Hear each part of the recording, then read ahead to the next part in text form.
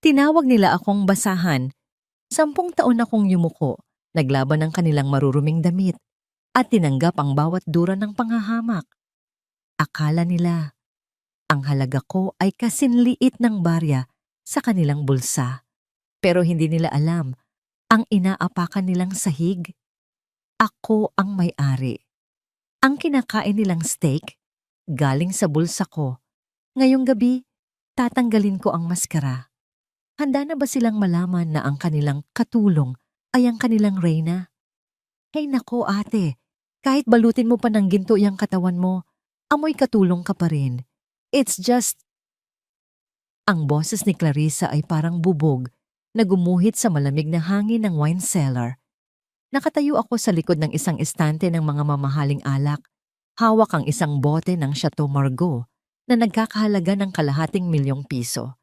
Tinitiyak ko lang na hindi ito peke para sa gaganaping Golden Gala ng aming kumpanya, ng aking kumpanya. Ang mga daliri ko na may kaunting kalyo mula sa paglalaba ng kanilang mga damit at paghahanda ng kanilang pagkain ay marahang napahigpit sa bote.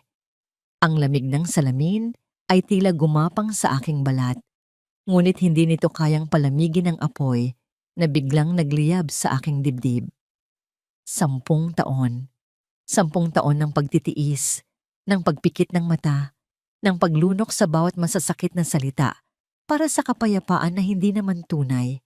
Para sa isang pamilyang hindi ako kailanman itinuring na kapamilya.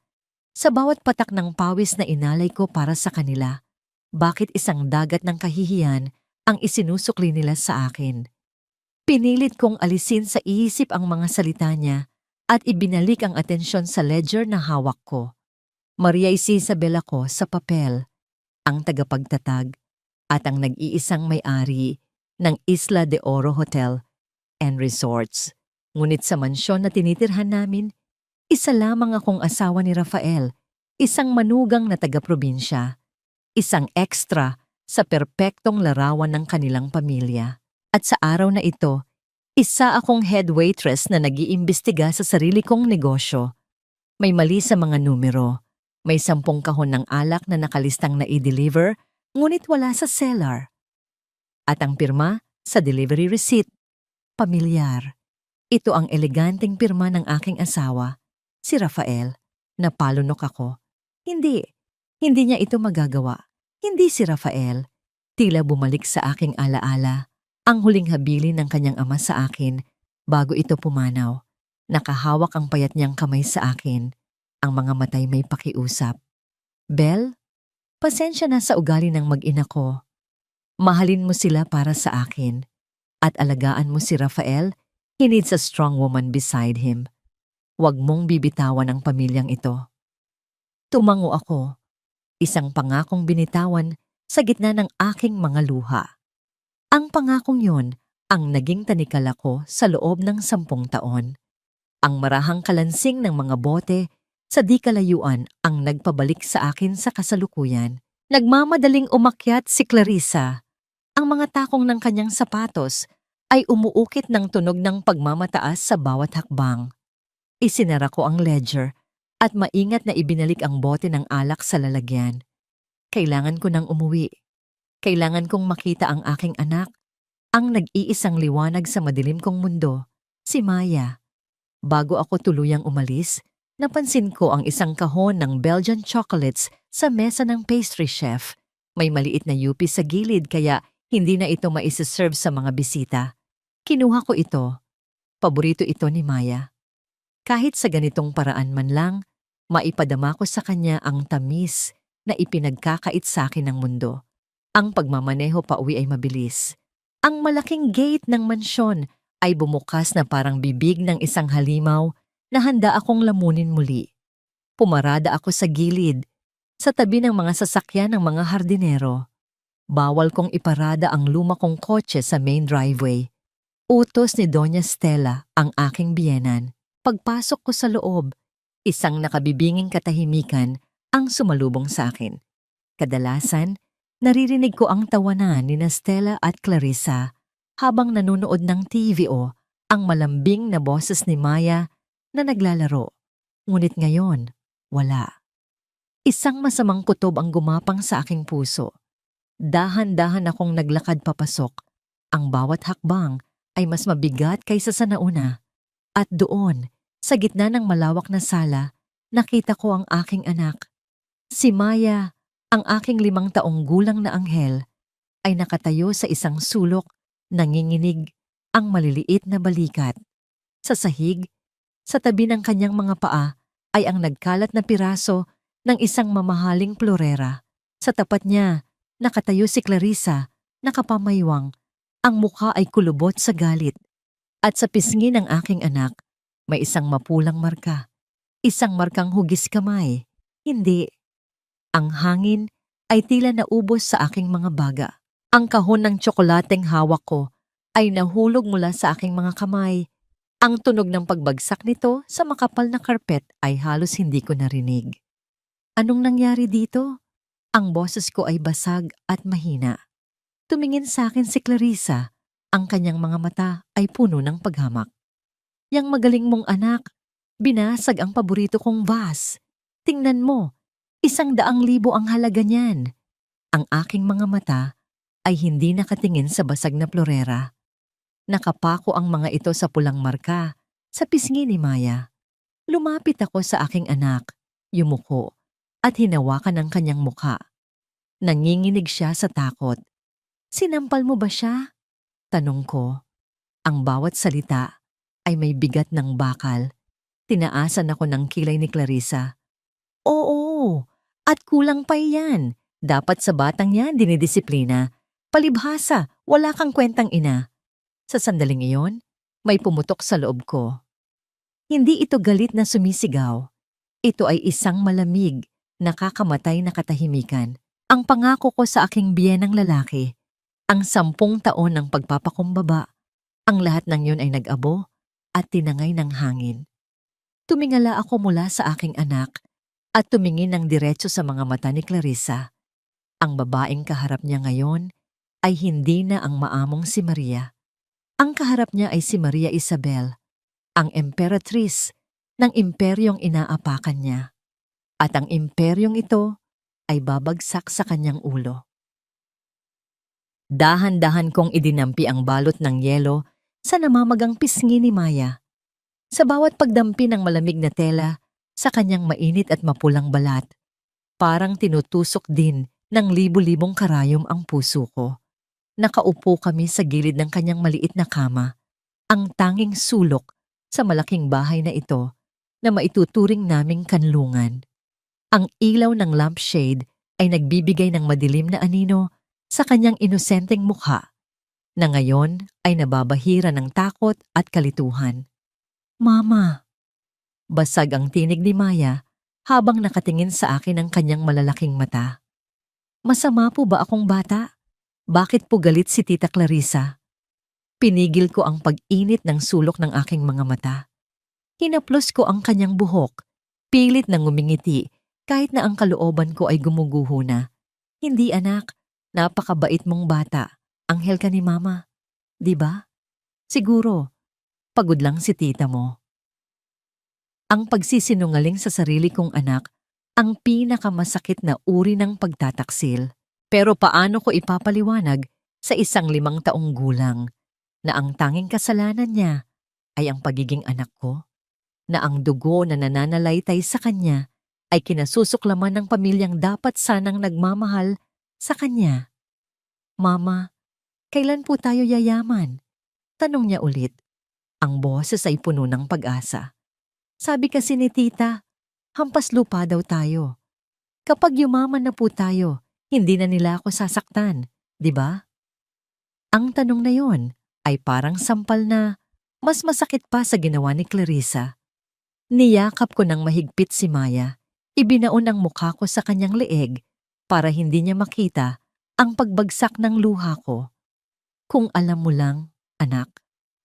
Kung alam mo lang na ang kama na hinihigaan mo, ang bahay na tinitirhan natin, at ang kumpanyang ipinagmamalaki ng tita mo ay sa atin. Tayo ang may-ari ng kaharian, pero tayo ang nakatira sa kulungan. Nang makatulog na si Maya, dahan-dahan akong lumabas ng kwarto. Ang amoy ng bawang at mantikilya ay sumalubong sa akin mula sa dining area. Rinig na rinig ko ang tawanan nina Doña Stella at Clarissa, kasabay ng tunog ng mga kubyertos na tumatama sa mamahaling porselana. Sumilip ako mula sa hamba ng pinto ng kusina. Nakahain sa mahabang mesa ang mga sugpo, alimango at ang paborito nilang steak. Ang alak na iniinom nila ay ang parehong brand na inilista ko kanina sa inventory. Masaya silang nagkukwentuhan, tila walang nangyaring pananakit kanina, tila walang batang umiyak. Dumiretso ako sa dirty kitchen, ang masikip at mainit na parte ng bahay kung saan nagluluto ang mga katulong. Doon, sa ibabaw ng lababo, nakahain ang aking hapunan, isang pirasong pritong tuyo at sinangag na kanin. Naupo ako sa maliit na bangkito, ang ingay ng kanilang kasiyahan sa air-conditioned na dining room ay tila nanunuya sa akin habang kinakamay ko ang tuyo. Ito ang realidad ng buhay ko. Ako ang nagbabayad para sa kanilang kapistahan habang ako ay namumulot ng mga mumo. Ang bawat subo ng maalat na isda ay may halong pait ng aking sitwasyon. Bumukas ang pinto sa likod at pumasok si Rafael. Amoy na amoy ko ang mamahaling pabango na iniregalo ko sa kanya noong nakaraang Pasko. Nakasuot siya ng plansadong polo, gwapo at kagalang-galang tingnan. Pero nang magtama ang aming mga paningin, nakita ko ang agad na pag-iwas niya. "Kumain ka na?" tanong niya. Hindi makatingin ng diretso.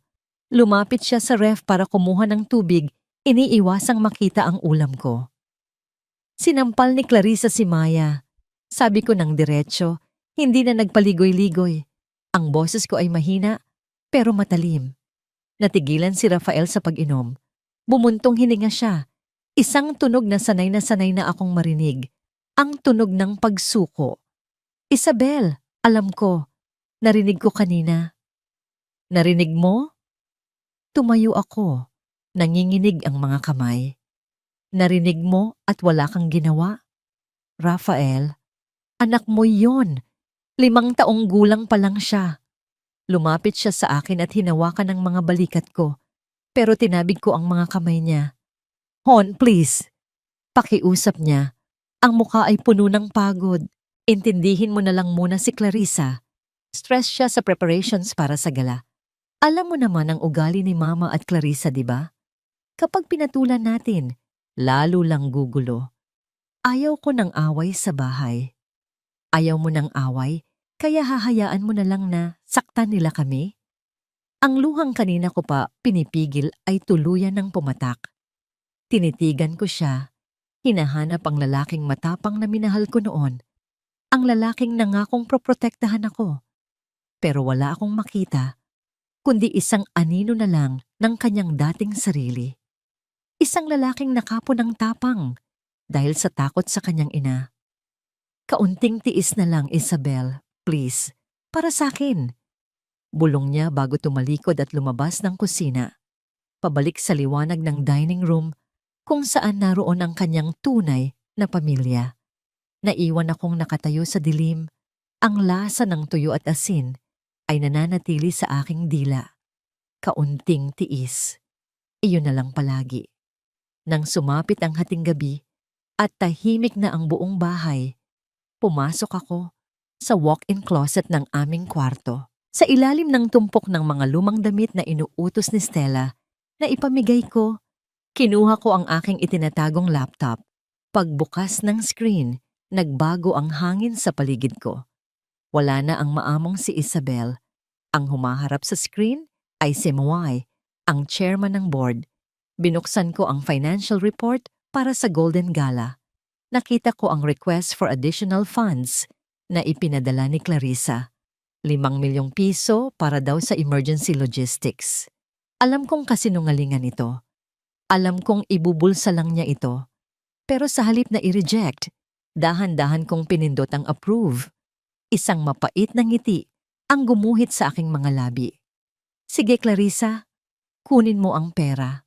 Magpakalunod ka sa kasakiman mo. Dahil ang bawat sentimo na ninanakaw mo ngayon ay magiging kadena na hihila sa'yo pababa sa impyerno kapag dumating ang tamang panahon. Ang ebidensya ay naiipon. Ang patibong ay nakahanda na. Kinabukasan, habang naghahanda ako ng almusal, pumasok si Doña Stella sa kusina. Nakasuot siya ng silk robe, hawak ang isang tasa ng kape na ako ang nagtimpla. Maria, tawag niya nang hindi man lang tumitingin sa akin. Nagkaproblema sa staffing ng catering para sa gala bukas. Kulang ng tao. Huminto ako sa paghihiwa ng prutas. Ano po ang ibig ninyong sabihin, Mama? Humarap siya sa akin. Isang ngiting matamis, ngunit nakakalas ang nakapaskil sa kanyang mukha. Ikaw ang magsaserve sa VIP table namin. Total, sanay ka naman sa ganyang trabaho, di ba? At least, magkakaroon ka ng silbi sa kumpanya ng asawa mo. Naramdaman ko ang paghinto ng tibok ng puso ko. Gusto niya akong gawing utusan sa harap ng mga business partners, sa harap ng media, sa mismong gabi ng anibersaryo ng kumpanyang ako ang may-ari. Gusto niyang ipamukha sa lahat na ako ay hamak na alipin lamang. Pinigilan ko ang panginginig ng aking kamay na hawak ang kutsilyo. Huminga ako ng malalim. Kung ito ang gusto mo, Stella, pagbibigyan kita. Dadalo ako sa piging ng mga buwitre, pero sisiguraduhin kong ito na ang huling hapunan na masisiyahan kayo. Opo, Mama. Sagot ko ng mahinahon habang sa loob-loob ko ay naghahanda na ang bagyo. Susundin ko po kayo. Kinabukasan ang araw bago ang Golden Gala ay nagsimula tulad ng dati. Nagtimpla ako ng kape para kay Doña Stella, naghanda ng baon para kay Maya, at pinlansya ang damit ni Rafael. Isang perpektong imahe ng isang masunuring asawa at manugang. Ngunit sa ilalim ng suot kong uniforme ng katulong sa bahay, ang isip ko ay tumatakbo na parang isang makina. Ngayon ang araw ng lihim na audit. Pagdating sa Isla de Oro, hindi ako dumiretso sa pantry ng mga staff. Naghintay ako sa isang pasilyo na bihirang daanan ng tao, kung saan nakapwesto ang isang security camera na alam kong ako lang ang may access para i-delete ang footage. Nang wala ng anino sa paligid, yumuko ako. Dahan-dahan kong hinubad ang luma at pudpud kong sapatos na pangserbisyo.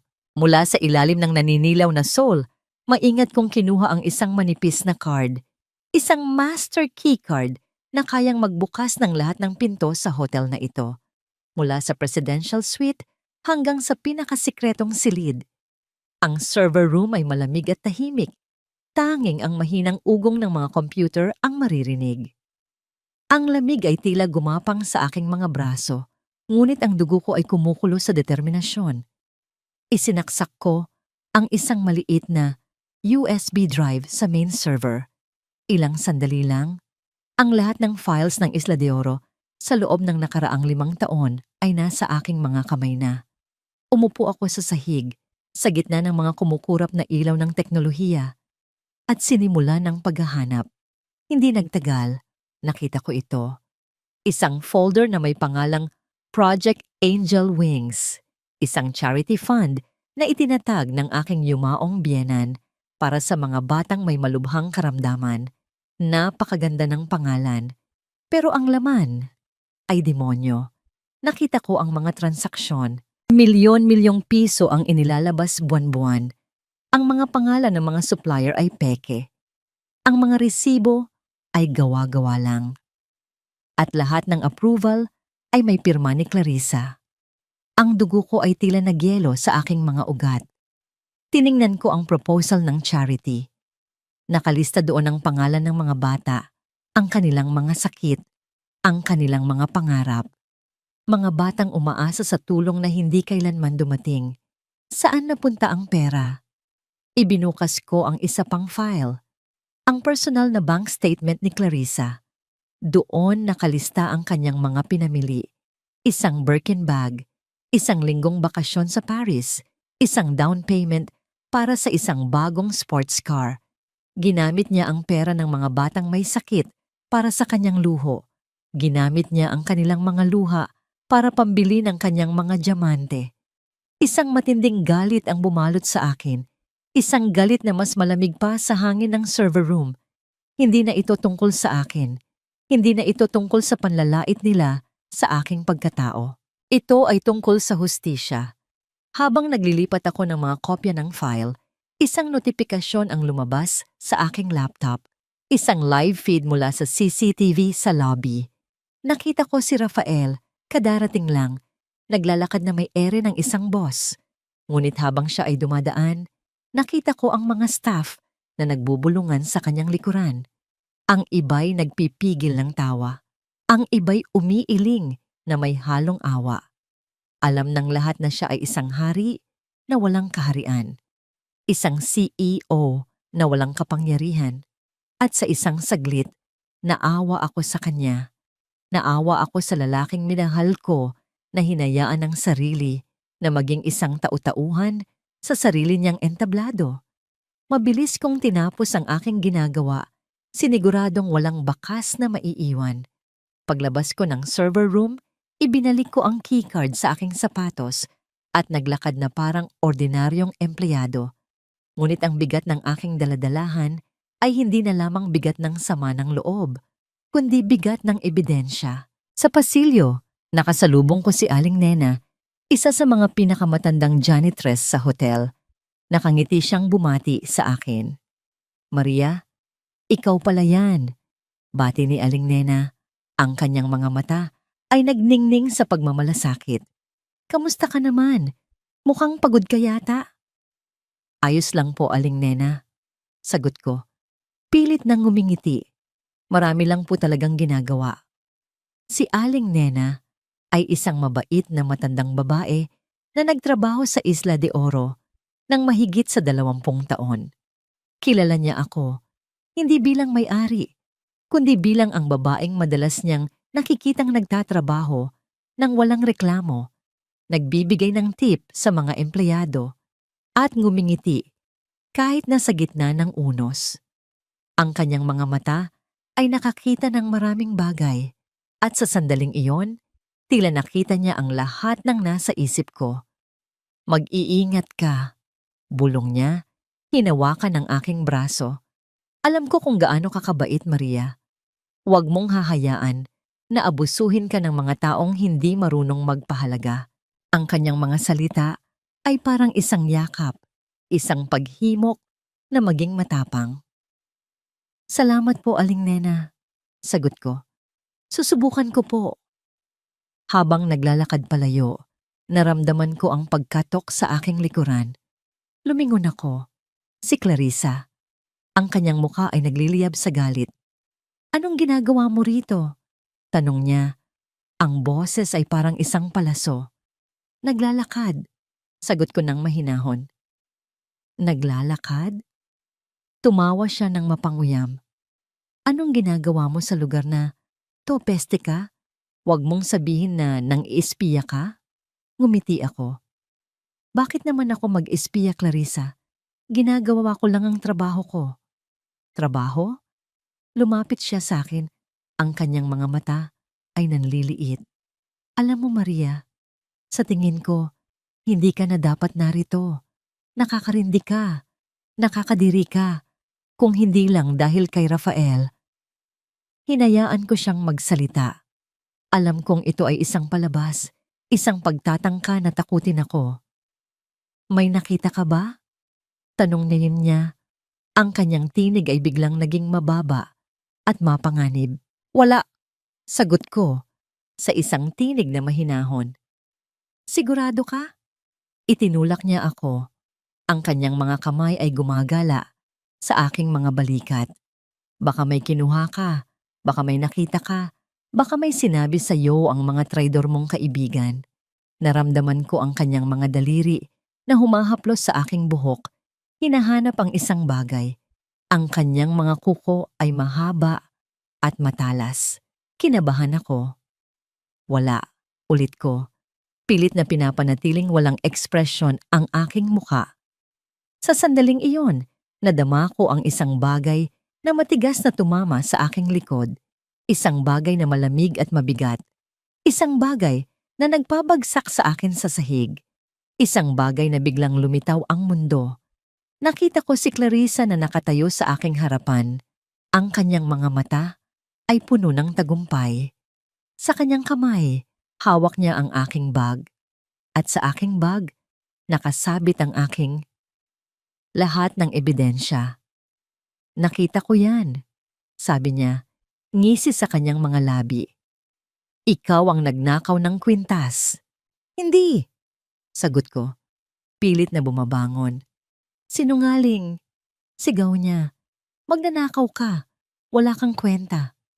Nagnanakaw ka, sigaw niya siya.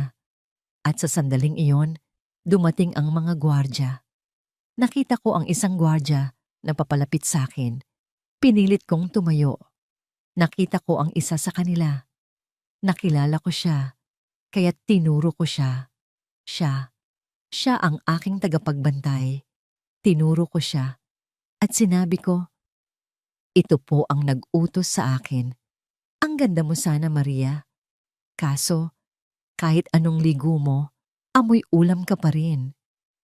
Ang boses ni Clarissa ay humalo sa tunog ng mga violin na naglalaro sa gitna ng ballroom. Nakatayo ako sa isang madilim na sulok. Suot ang aking puting uniforme na may itim na apron. Sa harap ko, ang malawak na selyo ng Isla de Oro ay kumikinang sa ilalim ng mga dambuhalang chandelier. Ang bawat kristal na nakabitin sa itaas ay tila mga mata ng libu-libong tao. Nagmamasid, humuhusga.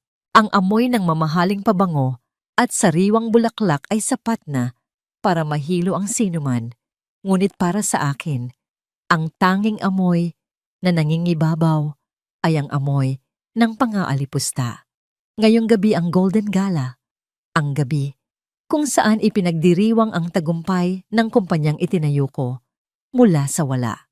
Ngunit sa halip na suot ko ang isang terno na gawa ng sikat na designer, ang suot ko ay ang uniforme ng isang taong walang mukha sa paningin nila. Lumingon ako sa mahabang mesa kung saan nakaupo ang pamilya ni Rafael. Doon sila, sa gitna ng atensyon.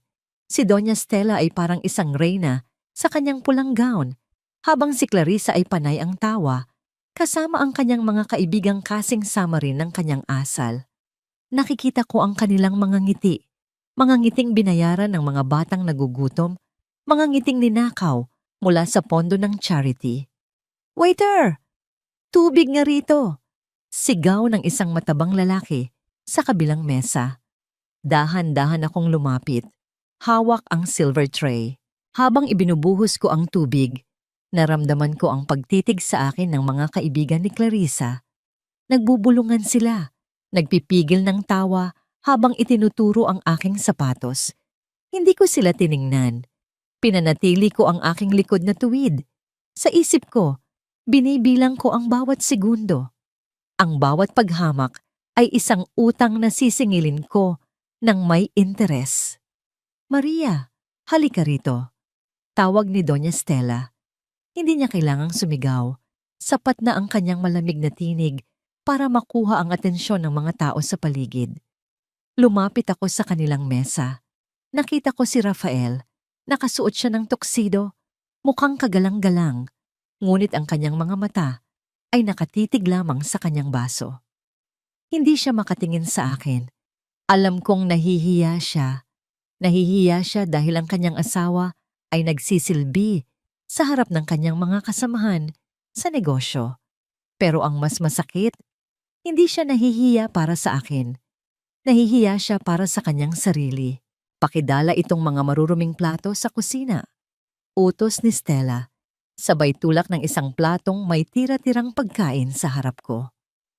At pakibilisan, baka mamaya ay mapagkamalan ka pang bisita rito. Nakakahiya sa mga totoong tao. Kinuha ko ang plato. Sa isang maikling sandali, nagtama ang paningin namin ni Rafael. Nakita ko ang paggalaw ng kanyang panga. Gusto niyang magsalita. Alam ko. Ngunit nang tignan siya ni Stella, agad siyang yumuko. Opo, ma'am, sagot ko. Ang salitang ma'am ay parang lason sa aking dila. Habang naglalakad ako, pabalik sa kusina, naramdaman ko ang isang kamay na humawak sa siko ko. Si Rafael pala. Hinila niya ako sa isang maliit na pasilyo, malayo sa mga mata ng mga bisita. Isabel, sorry. Bulong niya. Ang boses ay puno ng pait. Inayos niya ang pagkakatali ng aking apron, ang kanyang mga daliri ay nanginginig ng bahagya. Sana, hindi mo na lang tinanggap ang gusto ni Mama. Hindi mo kailangang gawin ito. Tumingin ako ng diretso sa kanyang mga mata. Ginagawa ko ito dahil gusto nilang ipakita kung nasaan ang lugar ko, Rafael. At hinahayaan mo sila. Alam mong wala akong magawa. Giit niya. Ngumiti ako ng mapait. Inayos ko ang kanyang kabate, isang huling haplos ng pagmamahal bago ang lahat ay magbago. May magagawa ka, Rafael. Pinili mo lang na tumahimik. Pero huwag kang mag-alala. Malapit na itong matapos. Bago pa siya makasagot, narinig namin ang malakas na kalansing ng baso mula sa ballroom. Isang tunog na tila hudyat ng pagsisimula ng gulo. Mabilis akong lumabas ng pasilyo at bumalik sa sulyap ng lahat. Nakita ko si Clarissa na nakatayo, malapit sa gitna ng stage, hawak ang isang baso ng pulang alak. Nakatingin siya sa akin nang may kakaibang kinang sa kanyang mga mata, isang kinang na alam kong nangangahulugan ng panganib. Maria, dito. Sigaw niya. Ang boses ay sapat na para tumingin ang lahat ng VIP. May dumi ang sapatos ni Madam Victoria. Pakilinis naman Mukhang ikaw lang ang may karanasan sa pagluhod dito. Ang buong ballroom ay biglang tumahimik. Ang mga violin ay huminto sa pagtugtog. Libo-libong pares ng mga mata ang nakatuon sa akin. Nakita ko ang mapanuyang nga ng ngiti sa mga labi ni Clarissa. Nakita ko ang pag-aabang ng mga buwitre sa aking pagbagsak. Hinawakan ko ng mahigpit ang aking tray. Ang bawat hininga ko ay tila may kasamang apoy. Ito na ang sandaling hinihintay nila. Ang sandali kung saan tuluyan nilang sisirain ang aking dangal sa harap ng buong mundo. Ngunit hindi nila alam, sa ilalim ng aking puting apron, ang master keycard ko ay nakahanda na. At sa labas ng pinto, ang aking abogado ay naghihintay na ng hudyat. Luhod, Maria, hindi mo ba narinig? Ang sabi ko, punasan mo ang sapatos ni Madam Victoria. Ngayon din. Ang boses ni Clarissa ay matalas at puno ng pangungutya, na umalingaw-ngaw sa gitna ng biglang natahimik na ballroom. Ang mga dambuhalang chandelier sa itaas ay tila naging mga piping saksi sa eksenang ito. Ang kanilang liwanag ay tumatama sa mukha ni Clarissa na tila isang demonyong nagtatagumpay. Ang lahat ng mata, mga mata ng mga makapangyarihang tao sa negosyo, mga socialite at maging ang mga kamera ng mga media ay nakatutok sa akin. Naramdaman ko ang lamig ng aircon na tila nanunuot sa aking balat. Ngunit ang mas matinding lamig ay nagmumula sa mga taong nasa harapan ko. Sa tabi ni Clarissa, si Madam Victoria ay nakatayo ng may pagmamataas. Tiningnan niya ako mula ulo hanggang paa. Ang kanyang mga labi ay bahagyang nakataas sa pandidiri. Itong babaeng ito? Siya ba ang asawa ni Rafael? My God, Stella, I didn't know you hired scavengers for your family. Naririnig ko ang mahihinang tawanan mula sa mga kalapit na mesa. Ang bawat hagik-hik ay parang latigo na humahampas sa aking pagkatao. Tiningnan ko si Doña Stella. Nakaupo siya ng tuwid. Marahang iniikot ang kanyang wine glass at may isang maliit na ngiting nakapaskil sa kanyang mga labi. Wala siyang balak pigilan ang kanyang anak. Sa katunayan, tila ine-enjoy niya ang bawat sandali ng aking pagkapahiya. Ano pang hinihintay mo, Maria? Dagdag ni Stella, ang kanyang tinig ay malamig at walang pakialam. Gawin mo ang sinasabi ng hipag mo. Isang malaking karangalan na mapagsilbihan mo ang isa sa mga pinakaimportanteng panauhin natin. Huwag mong ipakita sa lahat na wala kang pinag-aralan. Dahan-dahan akong yumuko. Hindi dahil sa pagsunod, kundi dahil sa bigat ng emosyong nararamdaman ko. Sa ilalim ng aking puting apron, ang aking mga kamao ay nakakuyom ng mahigpit hanggang sa bumao ng aking mga kuko sa aking palad. Nararamdaman ko ang pagdaloy ng mainit na dugo mula sa mga sugat na yon. Ngunit hindi yon kasing hapdi ng sugat sa aking dangal. Maria, bingi ka ba? Sa isang mabilis at hindi inaasahang galaw, itinulak ni Clarissa ang basong hawak niya. Ang tunog ng pagtama ng kristal sa sahig ay tila isang pagsabog sa gitna ng katahimikan. Ang pulang alak ay tumalsik sa aking puting uniforme, tila isang sariwang sugat na kumalat sa aking dibdib. Ang malamig at malagkit na likido ay dumaloy pababa, binabasa ang aking damit, habang ang mga piraso ng basag na kristal ay nagkalat sa paligid ng aking mga paa. Oops, sorry. My hand slipped. Pang-uuyam ni Clarissa, sabay takip ng kamay sa kanyang bibig na tila nagulat, pero ang kanyang mga mata ay nagniningning sa tuwa. Oh look Maria, nadumihan na rin ang sahig. Isabay mo na rin yan sa paglilinis ng sapatos ni Madam. Tutal, sanay ka naman sa dumi, di ba? Napaluhod ako.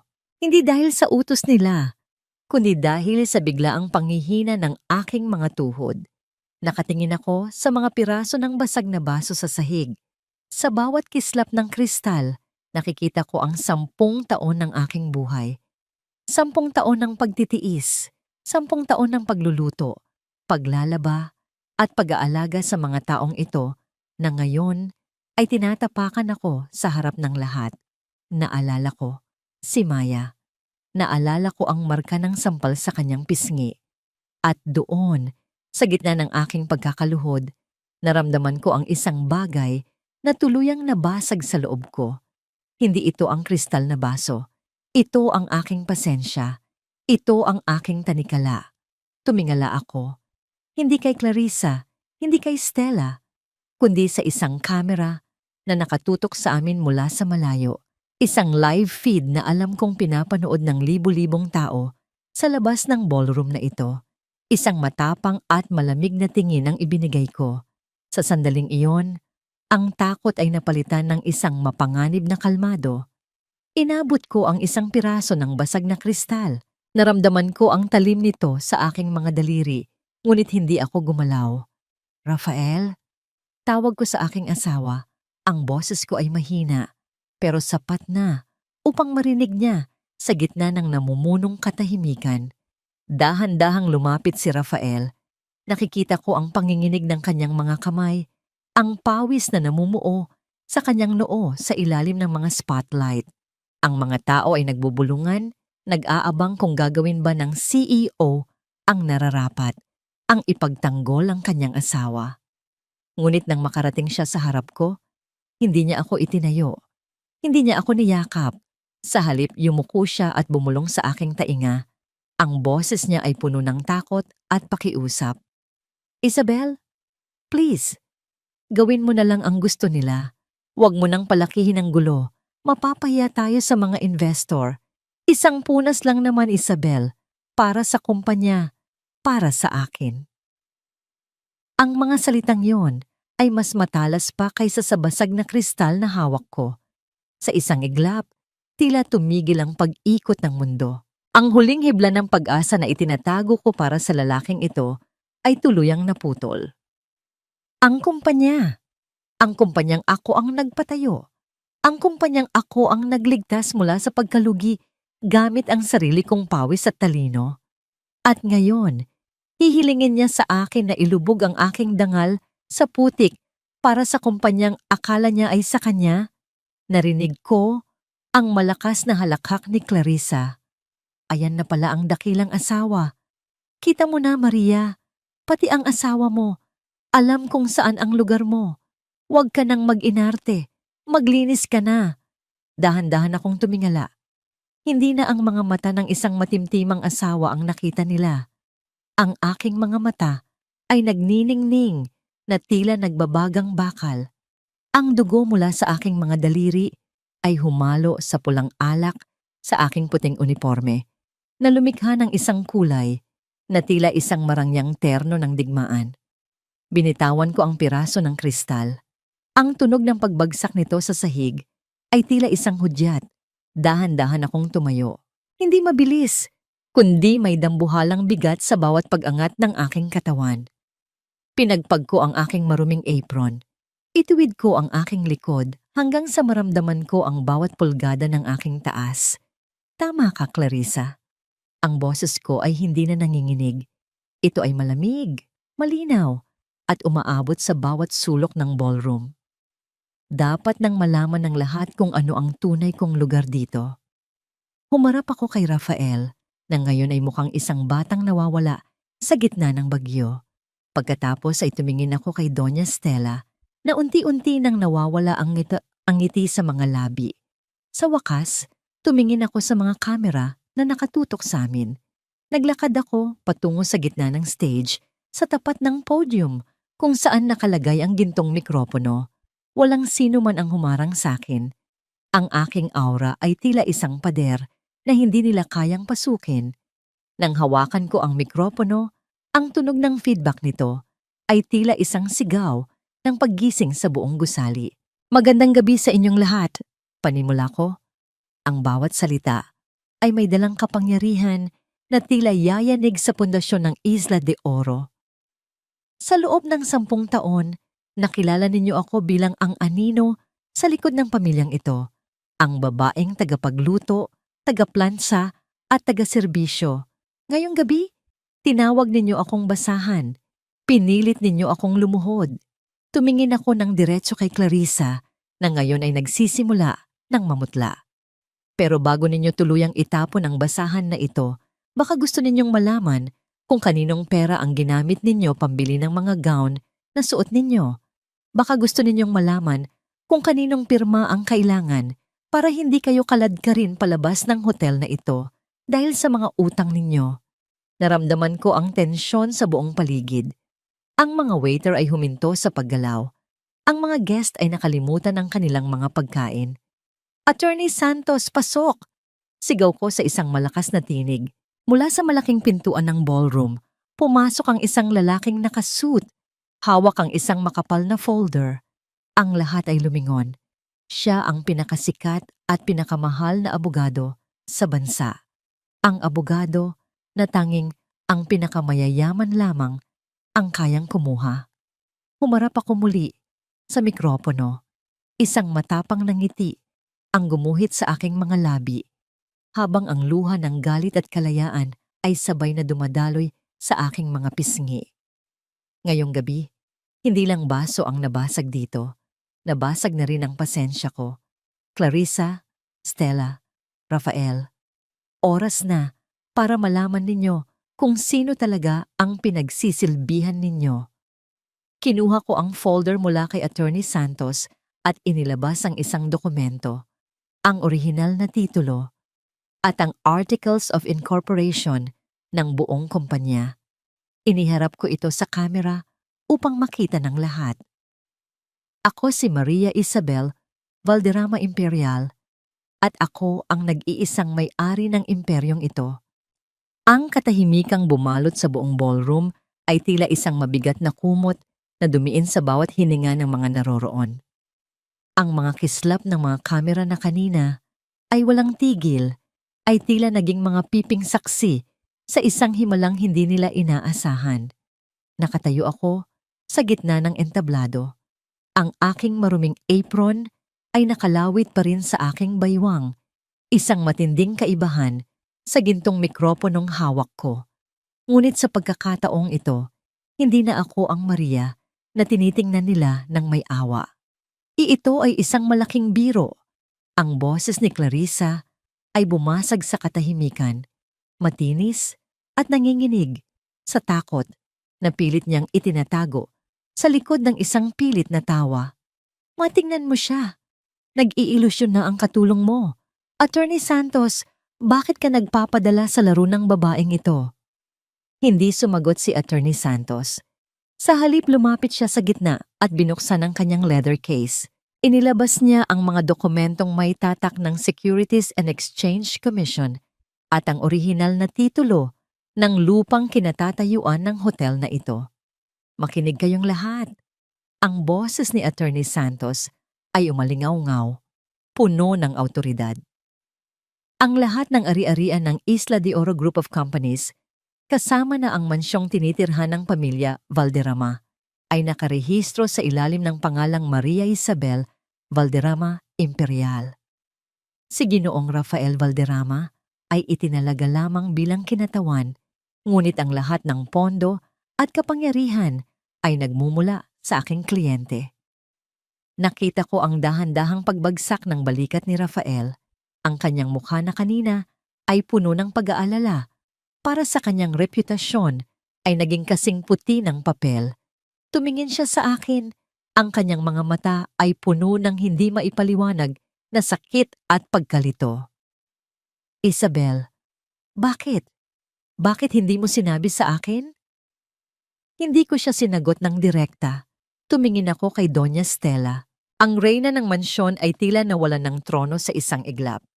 Ang kanyang mga kamay na kanina ay may hawak na wine glass ay nanginginig na ngayon, at ang kanyang labi ay bahagyang nakabukas habang nakatitig sa akin.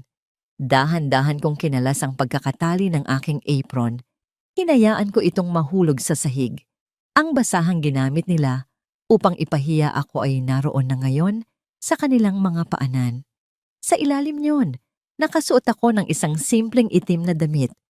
Ngunit ang paraan ng pagtayo ko ay nagpapakita ng isang babaeng hindi na kailanman muling yuyuko. Hindi ko ito sinabi dahil gusto kong makita kung sino ang mananatili sa tabi ko kapag wala na akong maibibigay. Ang boses ko ay kalmado, ngunit bawat salita ay parang hampas ng alon sa pampang. Gusto kong malaman kung ang pagmamahal na ipinangako mo sa akin, Rafael, ay totoo o nakabase lamang sa kung ano ang silbi ko sa pamilya niyo. Humarap ako sa mga bisita na ngayon ay tila nakalimutan na ang kanilang mga pagkain at inumin. Ang mga bulong-bulungan ay parang mga bubuyog na nagliliparan sa paligid. Sa inyong lahat na narito ngayong gabi, panimula ko, ang aking tingin ay naglalakbay sa bawat mukhang humamak sa akin kanina. Salamat sa pagdalo sa anibersaryo ng aking kumpanya. Ngunit ang pagdiriwang na ito ay may kaunting pagbabago. Attorney, basahin mo ang pangalawang dokumento. Inayos ni Attorney Santos ang kanyang salamin at binasa ang isang resolusyon mula sa Board of Directors. Simula sa gabing ito, si Ginang Clarissa Valderrama ay tinatanggal sa kanyang posisyon bilang Head of Foundation dahil sa napatunayang maling paggamit ng pondo ng kumpanya. Isang malakas na singhapan ang narinig sa buong silid. Napasandal si Clarissa sa mesa. Ang kanyang mga mata ay nanlalaki sa gulat. Ano? Wala kayong ebidensya. Kasinungalingan yan. Mayroon kaming ebidensya, Clarissa. Sabi ko, habang kinuha ko ang isang remote control at pinindot ang button para sa dambuhalang screen sa likod ko. Biglang lumitaw sa screen ang mga bank transfers, ang mga pekeng resibo, at ang mga litrato ng mga luho na binili niya gamit ang pera ng mga batang may sakit. Ang bawat slide ay tila isang kuko na bumabaon sa kanyang kasinungalingan. Ang mga bisita ay nagsimulang magbulungan ng malakas. Ang iba ay nagpapakita ng matinding pandidiri. Security! Sigaw ko. Ang boses ko ay umalingaw-ngaw ng may dambuhalang kapangyarihan. 4 na malalaking lalaki na nakauniforme ang agad na lumapit sa stage. Ang mga gwardyang kanina ay susunod sana sa utos ni Clarissa. Nakaladkarin ako ay nakatayo na ngayon sa aking likuran. Naghihintay ng aking hudyat. Ilabas ang mga taong hindi nararapat sa pagdiriwang na ito. Utos ko. Itinuro ko sina Clarissa at Doña Stella. At attorney, siguraduhin mong ang mga pulis ay naghihintay sa labas para sa formal na reklamo laban sa pandarambong. Hindi mo ito pwedeng gawin sa amin. Sigaw ni Doña Stella. Ang kanyang boses ay puno ng desperasyon habang hinahawakan siya ng mga gwardya sa braso. Maria, ako ang nanay mo. Rafael, gawin mo ang isang bagay. Ngunit nanatiling nakatayo si Rafael. Nakatitig lamang sa akin habang ang kanyang sariling ina at kapatid ay kinakaladkad palayo sa gitna ng kahihiyan. Ang kanyang katahimikan ay ang pinakamasakit na kumpirmasyon ng lahat. Nang tuluyan na silang mailabas, humarap ako muli sa mikropono. Ang aking puso ay tumitibok ng mabilis, hindi dahil sa takot, kundi dahil sa kalayaang ngayon ko lamang naramdaman. Pasensya na sa abala, sabi ko sa mga panauhin. Isang matikas na ngiti ang lumitaw sa aking mga labi. Ngunit ang Isla de Oro ay nasa ilalim na ngayon ng tunay na pamamahala. Magpatuloy kayo sa inyong hapunan.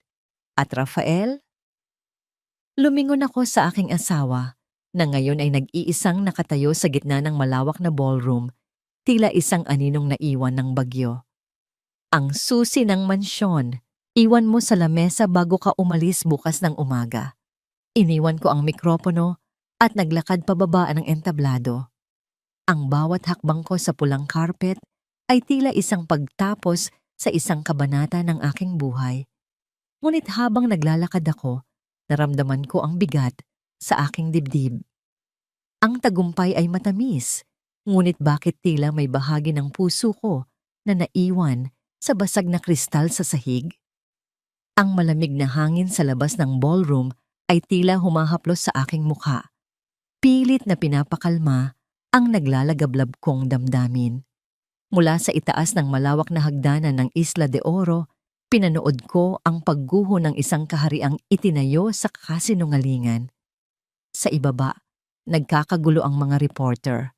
Ang mga kislap ng kanilang mga kamera ay tila mga kidlat na tumatama sa mukha ni na Doña Stella at Clarissa, habang pilit silang itinatulak ng mga security guard palabas ng hotel. Bitawan niyo ako. Hindi niyo ba kilala kung sino ang kinakaladkad niyo? Ang tili ni Clarissa ay umalingaw-ngaw sa buong lobby, puno ng desperasyon at hindi matanggap na katotohanan.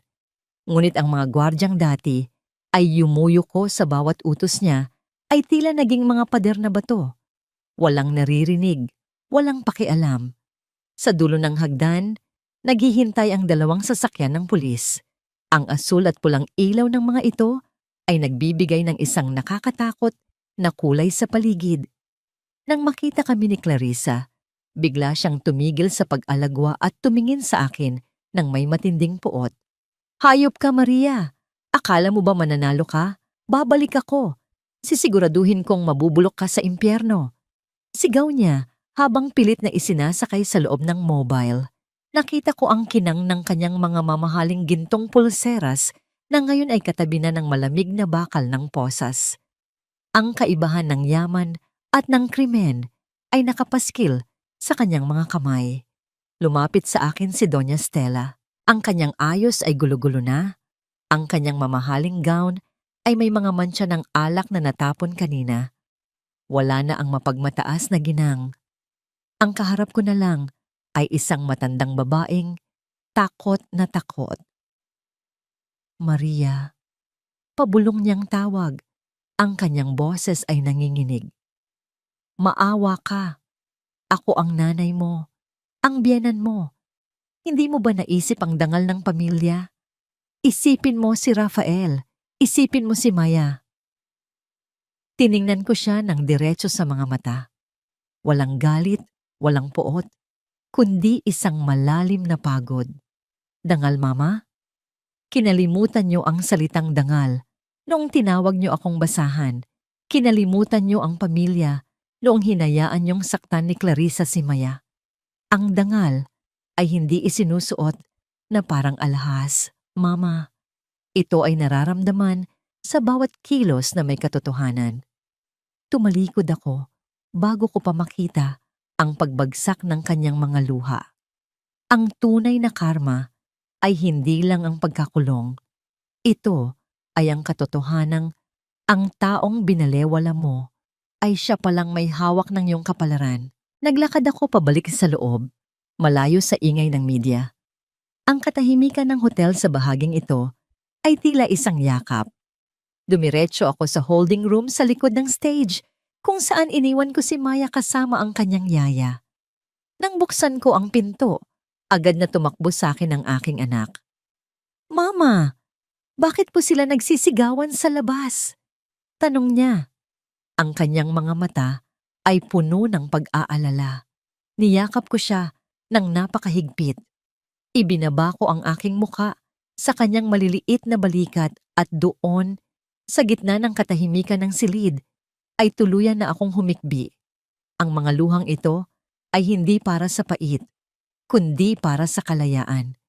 Ang bawat haplos ko sa kanyang buhok ay isang pangako na hinding-hindi na muling may mananakit sa kanya. Wala na anak, tapos na ang bagyo. Bulong ko sa kanya.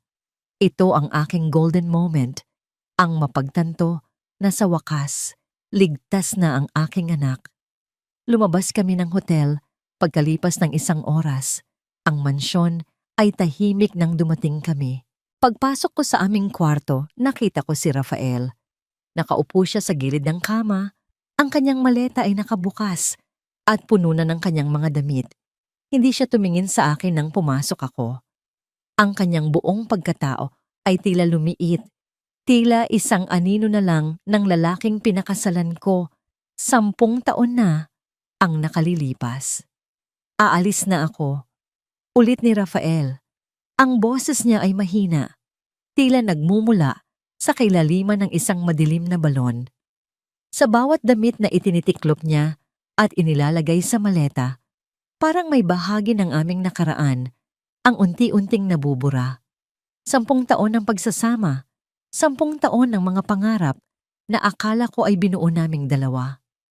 Tumayo ako sa may pintuan, pinapanood ang bawat galaw niya.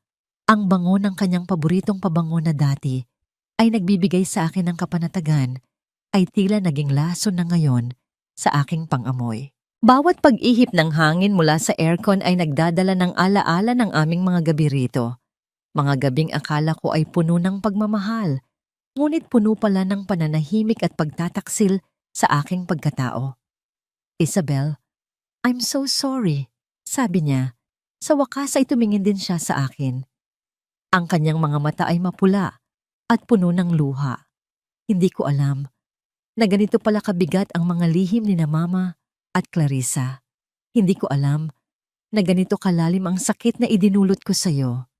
Isang mapait na ngiti ang gumuhit sa aking mga labi. Hindi mo alam, Rafael? O pinili mo lang na huwag tumingin? Pinili mong maging bulag dahil mas madaling manahimik kaysa kalabanin ang pamilya mo. Pinili mong maging bingi sa bawat iyak ni Maya at sa bawat buntong hininga ko sa kusina. Lumapit siya sa akin, akmang hahawak sa aking kamay, ngunit agad akong umatras. Ang bawat pagdampi niya ay tila isang paalala ng kanyang kahinaan. Wala akong dalang kahit ano na galing sa iyo, Isabel, sabi niya habang isinasara ang zipper ng kanyang maleta.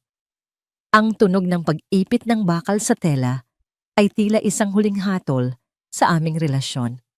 Ang lahat ng gamit dito, ang mga damit na ito lang ang mga pag-aari ko bago pa tayo ikasal. Ang kotse, ang relo, ang lahat, iniwan ko na sa baba. Inilabas niya ang kanyang wedding ring at dahan-dahang inilapag sa ibabaw ng aming bedside table. Ang kalansing ng ginto sa ibabaw ng marmol ay umalingaw-ngaw sa tahimik na silid. Iyon ang aming golden moment, ang sandali ng huling pagbitaw. Nakita ko ang bakas ng singsing sa kanyang daliri, isang puting marka na magsisilbing paalala ng isang pangakong napako. Saan ka pupunta? Tanong ko, kahit na alam kong wala na akong pakialam. Hindi ko alam. Siguro sa isang maliit na paupahan. Kailangan kong simulan ang pagbabayad sa lahat ng kinuha ni na Mama sa kumpanya. Magtatrabaho ako, Isabel, hindi bilang CEO, kundi bilang isang ordinaryong tao. Gagamitin ko ang natitira kong dangal para kahit papaano ay makatingin pa ako ng diretso kay Maya balang araw. Naglakad siya palabas ng kwarto, dala ang kanyang nag-iisang maleta. Sinundan ko siya ng tingin hanggang sa bumaba siya ng hagdanan. Ang tunog ng kanyang mga hakbang sa sahig na kahoy ay tila isang mabagal na martsa ng pag-alis. Nang marinig ko ang pagbukas at pagsara ng malaking pinto ng mansyon, doon ko lang naramdaman ang tunay na bigat ng katahimikan. Mag-isa na ako. Ang malaking mansyong ito na dati ay puno ng mapanait na salita at mga utos ay akin na. Pero sa gitna ng tagumpay ko, bakit tila may butas sa aking dibdib? Pumunta ako sa bintana at hinawi ang kurtina. Nakita ko ang sasakyan ni Rafael na dahan-dahang lumalabas ng gate. Ang pula ng taillights nito ay unti-unting naglaho sa dilim ng kalsada. Napatingin ako sa aking mga kamay. Malinis na ang mga ito. Wala na ang amoy ng bawang. Wala na ang mantsa ng alak. Pero habang tinitingnan ko ang singsing na iniwan niya, isang tanong ang pumasok sa aking isip. Sapat na ba ang hustisya para mapunan ng 10 taon ng nawalang pagkatao? Kinabukasan, ang balita tungkol sa pagkakaresto kay Clarissa at ang pagpapatalsik sa pamilya Valderrama ay naging headline sa lahat ng pahayagan. Ang social media ay puno ng papuri para sa lihim na emperatriz. Pero sa gitna ng ingay, isang tawag mula kay Attorney Santos ang nagpabalik sa akin sa realidad. Madam Maria, may problema tayo. Ang boses niya ay seryoso. May isang dokumentong nakita sa personal na vault ni Clarissa. Hindi lang kumpanya ang ninakawan niya. May kaugnayan ito sa aksidenteng ikinamatay ng inyong biyenang lalaki. 10 taon na ang nakalilipas. Nanigas ang buong katawan ko. Ang boses ni Attorney Santos ay tila naging isang malayong ugong. Ang lihim ng nakaraan ay tila hindi pa tapos magparamdam. Ang tagumpay ay parang isang marangyang hapunan na kinakain mo ng mag-isa sa gitna ng isang napakalawak at napakatahimik na bulwagan. Masarap ang bawat putahe, nagkikinangan ang mga pilak na kubyertos, ngunit sa bawat pagnguya mo, ang tanging maririnig mo ay ang sarili mong paghinga. Nakatayo ako sa gitna ng sala ng mansyon, hawak ang isang baso ng mainit na tsa. Ang bango ng chamomile ay humahalo sa amoy ng bagong linis na sahig. Ang sahig na dati ay kailangan kong kuskusin hanggang sa mamula ang aking mga palad.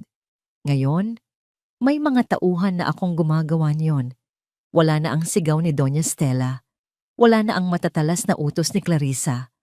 Ang mansyon ay malinis, maayos, at sa wakas ay akin na.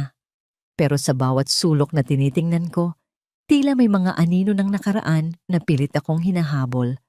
Ang katahimikan sa loob ng bahay ay tila isang bagong uri ng ingay na hindi ko pa nakasanayan. Kinabukasan, maaga akong nagpunta sa opisina ni Attorney Santos. Ang gusali ay gawa sa salamin at asero, malamig at formal. Pagpasok ko sa kanyang silid, agad niyang inilapag ang isang dilaw na envelope sa ibabaw ng kanyang mesa. Ang tunog ng papel sa ibabaw ng kahoy ay tila isang hudyat ng panibagong bagyo. Madam Maria, ito ang nakuha namin mula sa vault ni Clarissa. Simula ni Attorney Santos, ang kanyang boses ay seryoso at walang halong biro. Ito ay isang medical report mula sa doktor ng inyong biyenang lalaki, si Don Facundo, 1 linggo bago siya pumanaw. Dahan-dahan kong kinuha ang dokumento. Ang aking mga daliri ay nanginginig habang binabasa ang mga teknikal na salita. Hindi ako doktor, pero malinaw ang nakasulat. Ang gamot na iniinom ni Don Facundo para sa kanyang puso ay pinalitan ng mga tableta na walang halaga, mga sugar pills. Sinadya nilang hindi ibigay ang tamang gamot. Ang boses ko ay halos pabulong na lang sa tindi ng gulat. Pinanood nilang manghina ang sarili nilang ama para lang makuha ang mana. Hindi lang yon, dagdag ni Attorney Santos habang may inilabas siyang isa pang papel. May pirma rito ni Clarissa at ng isang pekeng doktor. Ginamit nila ang pagkakataon na mahina na ang isip ni Don Facundo para baguhin ang ilang bahagi ng kanyang testamento. Pero dahil sa inyong pakikialam noon, hindi nila tuluyang nakuha ang kontrol sa Isla de Oro. Napaupo ako sa malambot na selyang katad. Naramdaman ko ang matinding hilo, si Don Facundo, ang tanging tao sa pamilyang ito na tumingin sa akin bilang isang tao at hindi bilang isang katulong. Ang lalaking naniwala sa aking talino, at nag-iwan sa akin ng susi ng kanyang imperyo. Pinatay nila ang taong nagbigay sa kanila ng lahat. Ang galit na akala ko ay natapos na noong gabi ng gala ay muling nag-alab. Mas matindi at mas mapait. Nasaan ang mga pulis? Tanong ko. Ang aking mga mata ay nagniningning sa determinasyon. Inihahanda na ang karagdagang demanda, Madam. Hindi na lang ito pandarambong. Ito ay murder by omission. Paglabas ko ng opisina, hindi ako umuwi. Nagmaneho ako patungo sa isang bahagi ng lungsod na bihirang puntahan ng mga taong mayayaman. Isang construction site sa gilid ng isang abalang kalsada. Itinigil ko ang aking sasakyan sa malayo at pinanood ang mga manggagawa na may suot na orange na vest at dilaw na helmet. Doon ko siya nakita. Si Rafael. Nakauniforme siya ng pangkarpintero, ang kanyang mukha ay puno ng alikabok at pawis. Ang kanyang mga kamay na dati ay tanging panulat at baso ng wine ang hawak, ngayon ay bumubuhat ng mabibigat na semento. Nakita ko ang pagod sa kanyang bawat galaw. Nakita ko ang paghinto niya para uminom ng tubig mula sa isang plastik na bote habang nakaupo sa isang tumpok ng mga hollow blocks. Ito ang kanyang pagsisisi. Pinili niyang magtrabaho ng marangal para bayaran ang mga utang ng kanyang pamilya. Isang bahagi ng puso ko ang gustong bumaba at takbohin siya. Ngunit ang alaala ng kanyang pananahimik noon ay tila isang pader na humaharang sa akin. Huminga ako ng malalim at pinaandar ang sasakyan. Hindi pa ito ang tamang panahon para sa pagpapatawad. Nang makabalik ako sa mansyon, dumiretso ako sa lumang silid-aklatan ni Don Facundo.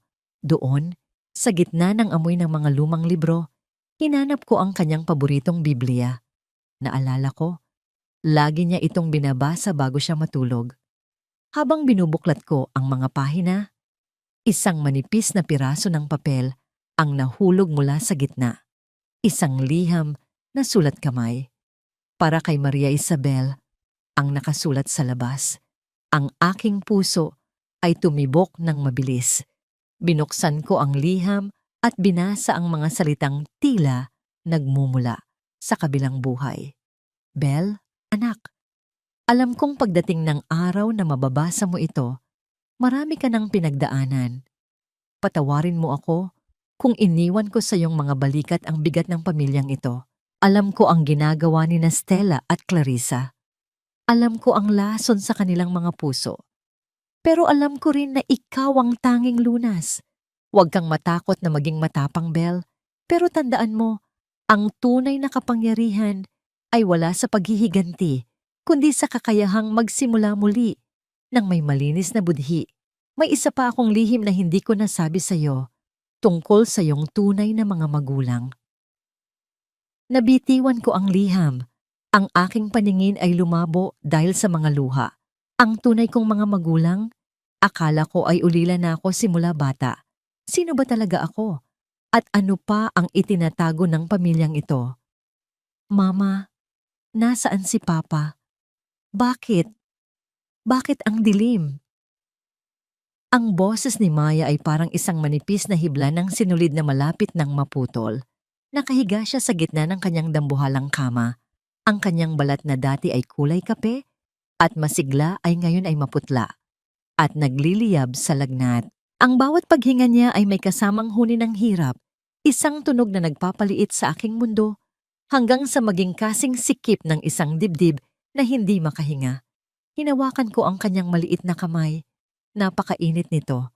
Sa sandaling iyon, tiningnan ko ang paligid ng kwarto, ang mga mamahaling kurtina, ang mga imported na laruan, ang chandelier na nagkakahalaga ng milyon. Wala itong silbi. Ang lahat ng bilyon ko sa bangko ay hindi kayang palamigin ang noo ng aking anak. Ang lahat ng kapangyarihan ko ay walang kwenta laban sa isang simpleng sakit na dulot ng pangungulila. Narito lang si Mama, anak. Nandito lang ako. Bulong ko. Pilit na pinapatatag ang aking boses habang ang luha ko ay tahimik na bumabagsak sa kanyang kumot. Gusto ko si Papa. Mama, please. Tawagan mo si Papa. Ang hiling na yon ay parang isang punyal na bumaon sa aking puso. Sa loob ng ilang linggo, pinilit kong burahin si Rafael sa aming buhay. Pinilit kong ipakita sa mundo na kaya ko. Pero sa harap ng paghihirap ng aking anak, ang aking pride ay tila isang pader na gawa sa buhangin na unti-unting tinatangay ng agos. Hindi na ako nag-isip. Kinuha ko ang aking telepono at tinawagan ng foreman sa construction site na pinuntahan ko noong nakaraang araw. Pagkalipas ng ilang ring, isang baritonong boses ang sumagot. Ang boses na dati ay nagbibigay sa akin ng inis. Ngayon ay tila isang lifeline na kinakailangan ko. Rafael, si Maya, mataas ang lagnat niya. Hinahanap ka niya. Hindi na siya nagtanong. Narinig ko ang pagbagsak ng kung anong mabigat na bagay sa kabilang linya. Marahil ay ang kanyang gamit sa trabaho, bago ang tawag ay naputol. Pagkalipas ng 30 minuto, narinig ko ang mabilis na yabag ng mga paa sa pasilyo ng mansyon. Ang mga hakbang na yon ay hindi katulad ng mga hakbang ng mga tauhan ko na laging maingat at tahimik. Ang mga hakbang na ito ay mabibigat, nagmamadali, at puno ng takot. Bumukas ang pinto. Doon stood Rafael. Nakauniforme pa rin siya ng pang-construction. Ang kanyang polo ay basa ng pawis at may mga mantsa ng semento. Ang kanyang mga mukha ay may bakas ng uling at alikabok. Sa gitna ng aking malinis at marangyang mansyon, mukha siyang isang estranghero mula sa ibang mundo. Ngunit nang makita niya si Maya, ang lahat ng dumi sa kanyang katawan ay tila nawalan ng halaga. Maya, tawag niya. Ang kanyang boses ay nanginginig sa takot. Lalapit sana siya, ngunit bigla siyang huminto. Tiningnan niya ang kanyang maruming kamay at ang puting-puting kamay ng anak. Nakita ko ang pag-aalangan sa kanyang mga mata. Ang kahihiyang nararamdaman niya sa harap ng karangyaang dati ay sa kanya rin. Rafael, huwag mo nang isipin yan. Lapitan mo siya. Sabi ko, ang aking tinig ay mas malambot na kaysa sa inaasahan ko. Dali-dali siyang lumapit at lumuhod sa sahig sa tabi ng kama. Maingat niyang hinawakan ang kamay ni Maya. Tila natatakot na baka madumihan niya ang anak. Papa's here, baby. Nandito na si Papa. Huwag ka nang matakot. Sa isang himala, tila kumalma ang paghinga ni Maya. Ang kanyang mga mata na kanina ay nakapikit ng mahigpit ay dahan-dahang bumukas. Isang mahinang ngiti ang gumuhit sa kanyang mga labi. Papa, amoy semento ka po. Natawa ng bahagya si Rafael habang umiiyak. Pasensya na anak. Nagtatrabaho kasi si Papa para sa'yo. Para kapag magaling ka na, mabibili ko na ang paborito mong ice cream gamit ang sarili kong pawis. Ito ang aming golden moment. Isang sandali kung saan ang pera, ang paghihiganti, at ang galit ay natunaw sa init ng isang tunay na pagmamahal. Pinanood ko silang dalawa. Nakita ko ang isang bagong Rafael, hindi na ang CEO na sunod-sunuran sa ina, kundi isang lalaking handang magpakababa at magpakapagod para sa kanyang pamilya. Nanatili si Rafael sa tabi ni Maya hanggang sa bumaba ang lagnat nito at tuluyan ng makatulog ng mahimbing. Nang lumabas kami ng kwarto para mag-usap sa veranda, ang sikat ng buwan ay tumama sa kanyang pagod na mukha. Salamat, Isabel. Salamat sa pagtawag sa akin. Simula niya, hindi makatingin ng diretso. Alam kong wala akong karapatang narito, pero hindi ko kayang matiis ang anak ko. Nagtatrabaho ka talaga sa construction? Tanong ko, tinitingnan ang mga kalyo sa kanyang kamay. Tumango siya. Gusto kong maranasan ang hirap na dinanas mo noon, Isabel. Gusto kong malaman ang pakiramdam ng maging basahan sa paningin ng iba para maintindihan ko ang bawat sakit na idinulot ko sa iyo. Hindi ko hinihiling na patawarin mo ako agad. Gusto ko lang patunayan na karapat-dapat akong maging tatay ni Maya. Kinuha ko ang liham ni Don Facundo mula sa aking bulsa at ipinakita sa kanya. May iniwan ang tatay mo tungkol sa pagkamatay niya at tungkol sa akin. Nang mabasa ni Rafael ang tungkol sa pagpapalit ng gamot, nakita ko ang matinding galit at pandidiri sa kanyang mga mata. Sina Mama, pinatay nila si Papa? Paano nila nagawa yon? Hindi lang yon, Rafael. Ang sabi ng tatay mo sa huling bahagi ng liham, may lihim tungkol sa mga tunay kong magulang. May nabanggit siyang isang pangalan, Severino Imperial. Nabitawan ni Rafael ang papel. Ang kanyang muka ay naging kasing puti ng papel. Severino Imperial? Isabel. Siya ang nagtatag ng karibal na kumpanya ng Isla de Oro. Ang taong sinasabi ni Mama na sumira sa buhay ng pamilya namin bago ka pa dumating. Isang matinding kilabot ang gumapang sa aking likuran.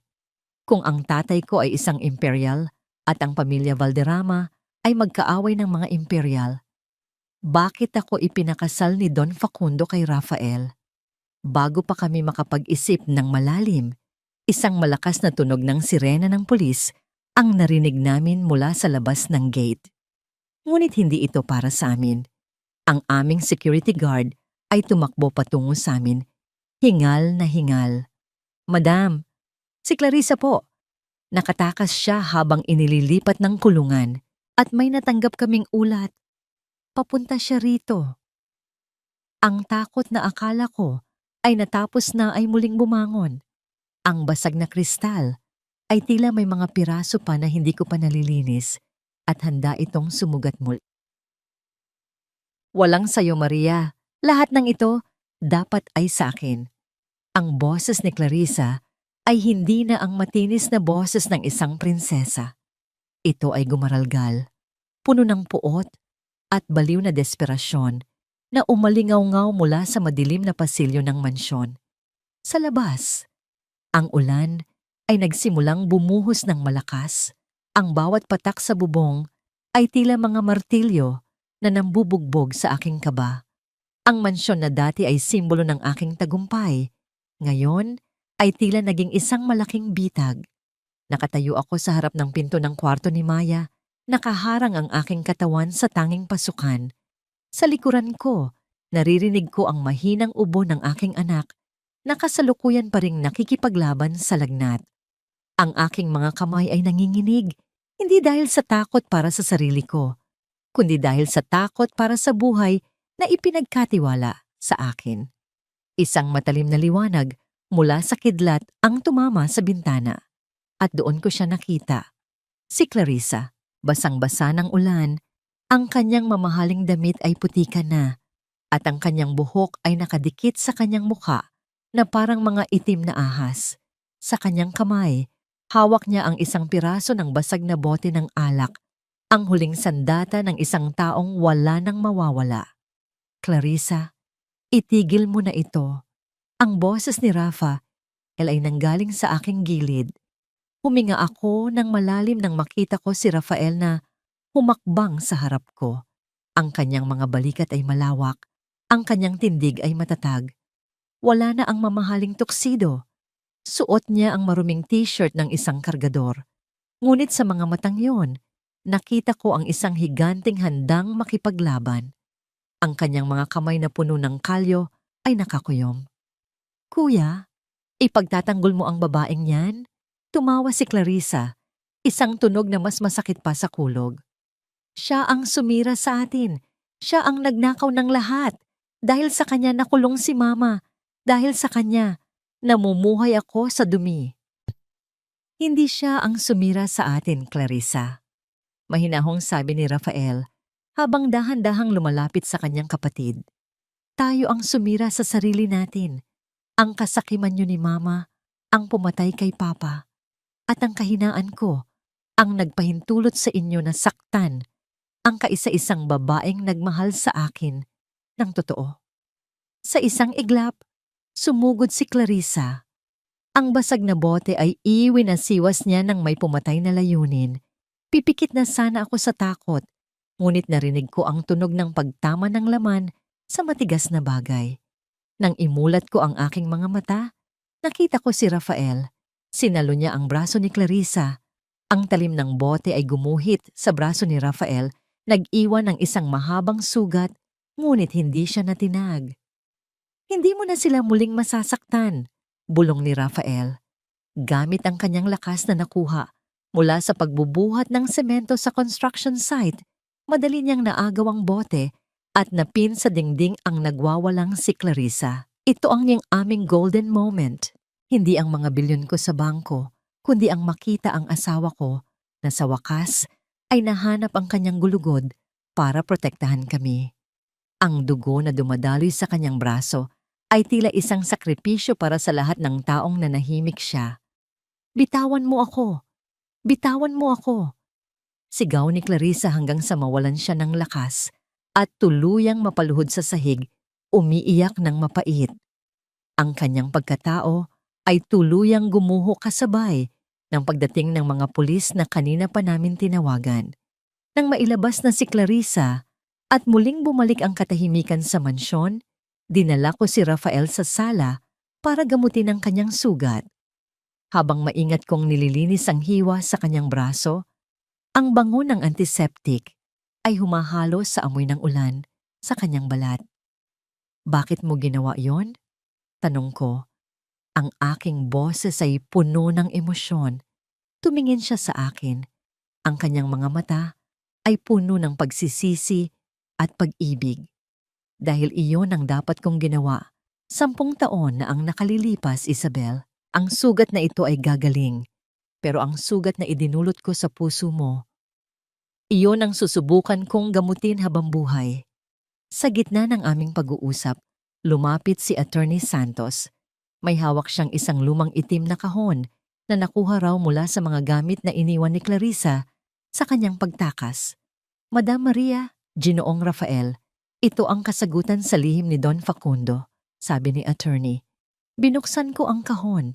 Sa loob ay may isang gintong locket na may inisyal na SI at isang lumang dokumento ng adoption. Binasa ko ang nakasulat. Ang aking tunay na ama, si Severino Imperial, ay hindi kaaway ni Don Facundo. Sila ay matalik na magkaibigan.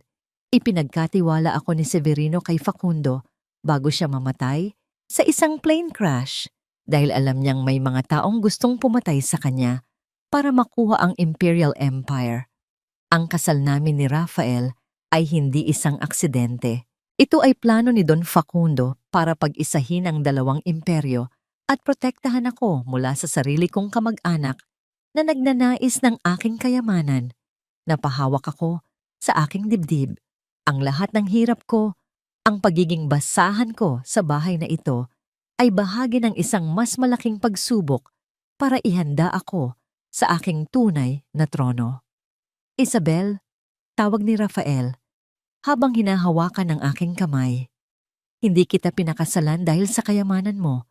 Pinakasalan kita dahil ikaw ang babaeng nagturo sa akin kung paano magmahal at kung papayagan mo ako, gusto kong magsimula muli. Hindi bilang CEO at chairman, kundi bilang Rafael at Maria. Tumingin ako sa labas ng bintana.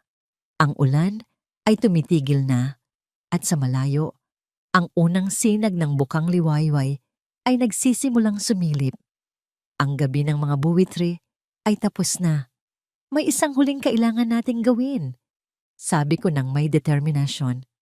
Kailangan nating harapin si Doña Stella sa huling pagkakataon. Nainam, ang sikat ng umaga ay dahan-dahang gumapang sa sahig ng aming sala. Tila isang gintong kamay na nagbubura sa bawat bakas ng bagyong nagdaan kagabi. Sa labas, ang mga ibon ay nagsimulang umawit sa gitna ng mga basang dahon, isang himig ng panibagong simula. Ngunit bago ko tuluyang mayakap ang kapayapaang ito, alam kong may isang huling anino pa akong kailangang harapin. Nakatayo ako sa harap ng isang maliit at lumang bahay sa labas ng lungsod. Malayo ito sa kintab ng marmol at lamig ng aircon ng mansyon. Ang amoy ng tuyong damo at alikabok ang sumalubong sa amin ni Rafael. Ito ang bahay na pag-aari ng pamilya ni Doña Stella bago sila yumaman. Ang lugar na pilit niyang kinalimutan at ikinahiya sa loob ng maraming dekada. Pagpasok namin, nakita ko siya. Nakaupo si Doña Stella sa isang lumang kahoy na upuan, nakatingin sa kawalan. Wala na ang kanyang mga diamante.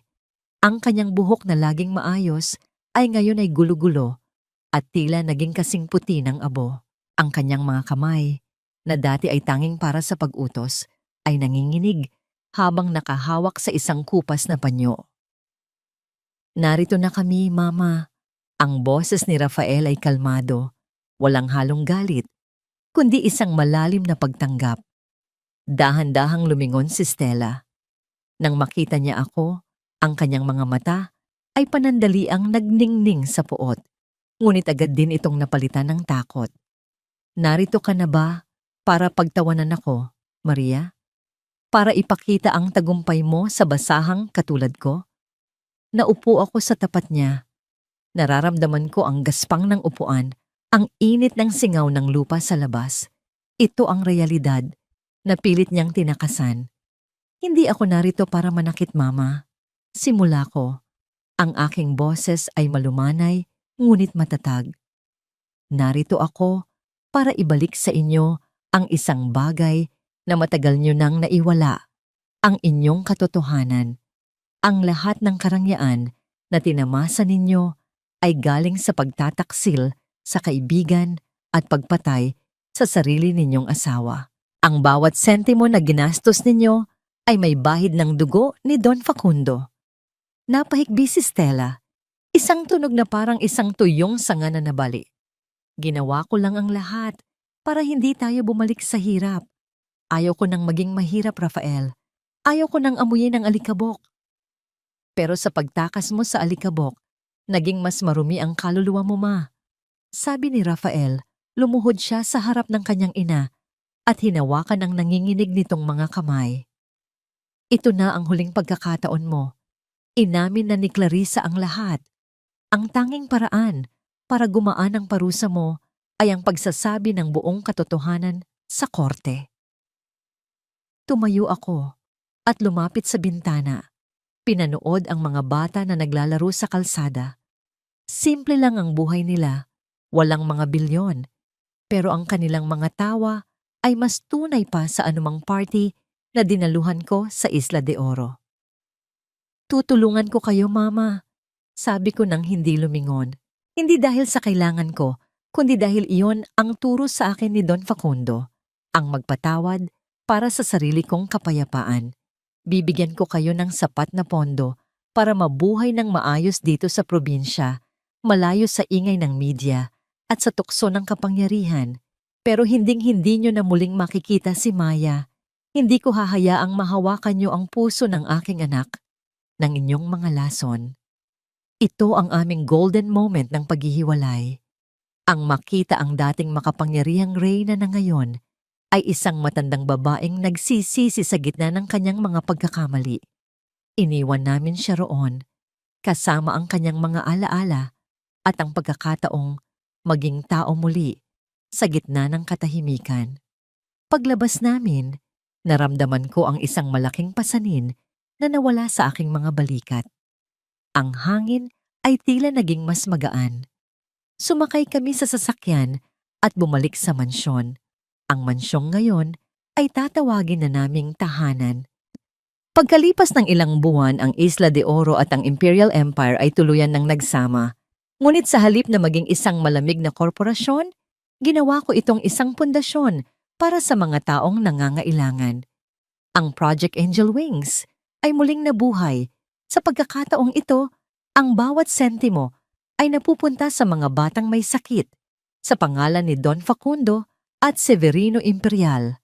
Isang gabi, habang nakaupo kami ni Rafael sa veranda, pinapanood si Maya na masayang naglalaro sa damuhan.